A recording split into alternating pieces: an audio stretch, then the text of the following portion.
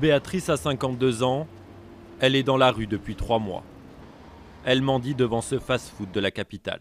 Quand on me regarde, je sais pas, je me mets dans mon manteau et puis je regarde pas. Parce que j'ai trop honte de moi. Béatrice était cuisinière, mais le restaurant pour lequel elle travaillait a fermé. Aujourd'hui, elle est sans ressources. Divorcée et mère de 4 enfants, elle n'a pas osé faire part à ses proches de sa situation.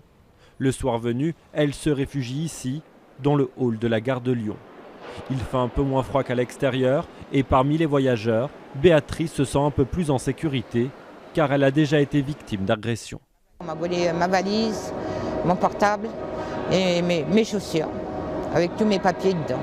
Et puis il n'y a pas longtemps, le visage. Qu'est-ce qui s'est passé? Des jeunes et 5 hommes. Et puis ils m'ont fait mal toute la cuisse gauche.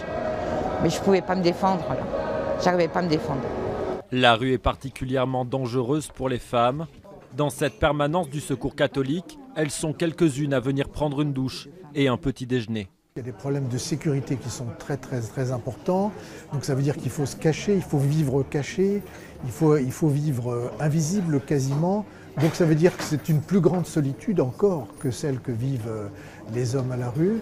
Selon le SAMU social, le nombre de femmes SDF a augmenté de plus de 60% en 10 ans. Fin des cours pour Jean-Marc. Il est étudiant à l'université de Nanterre, près de Paris, et comme ses camarades, il rentre chez lui. Mais Jean-Marc vit dans un squat. Il n'est pas le seul dans cette situation. Un tiers des étudiants peinent à trouver un logement en France. Avec une vingtaine de ses camarades, Jean-Marc occupe illégalement cet immeuble vide situé dans l'un des quartiers les plus chics de Paris. Jean-Marc n'a pas le droit de percevoir des aides de l'État car ses parents travaillent. Mais ils n'ont pas les moyens de lui payer un appartement de 800 € à Paris. Quand je me suis vraiment retrouvé en galère de logement, à plus savoir où habiter, je suis allé voir pour les bourses, ils m'ont dit non, vos parents ne sont pas assez pauvres. Je suis allé voir pour des agences de logement, ils m'ont dit non, vos parents ne sont pas assez riches, je ne peux pas vous permettre d'habiter là. On se rend compte que ce n'est pas possible d'habiter par ses propres moyens sur Paris. Face à cette situation d'urgence, le syndicat étudiant UNEF a décidé de lancer cette campagne de pub choc. Une campagne pour montrer que les difficultés d'accès au logement entraînent une grande précarité pour les étudiants. Ces exemples extrêmes, ils viennent juste confirmer le fait qu'aujourd'hui, la précarité étudiante, elle ne cesse d'augmenter et de s'accroître et qu'elle donne lieu à des situations qui restent heureusement encore marginales, mais qui ne devraient même pas exister et qui font qu'aujourd'hui, il y a 100 000 étudiants qui vivent sous le seuil de pauvreté. La ministre de l'Enseignement supérieur s'est vue remettre un rapport sur le logement étudiant, un rapport qui souligne le retard de la France.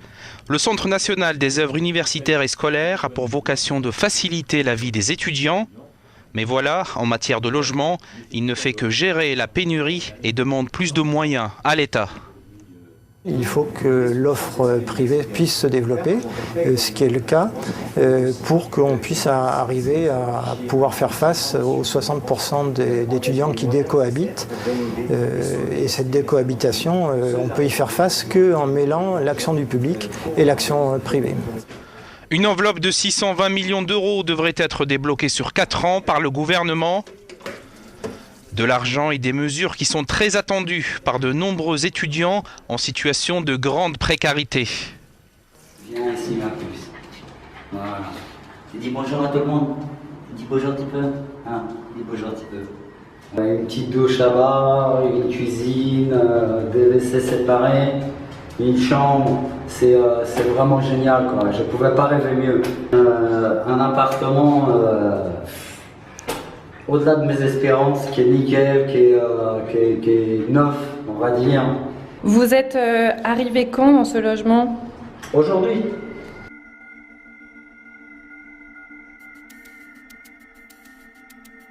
Je suis actuellement sans domicile fixe, à part ma vieille guimbarde.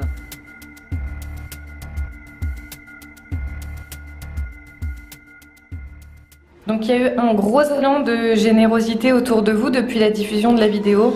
Énorme, énorme. Il y avait là où j'étais stationné, on va dire là où je vivais dans ma voiture, il y avait des embouteillages pour qui me donnait une couverture, un pull, une parka, vraiment de la nourriture, non seulement pour moi mais aussi beaucoup pour Bibi. À qui vous devez ce logement? Apparemment à monsieur le maire qui a fait bouger les services du logement et pas que. Ça a été très très rapide.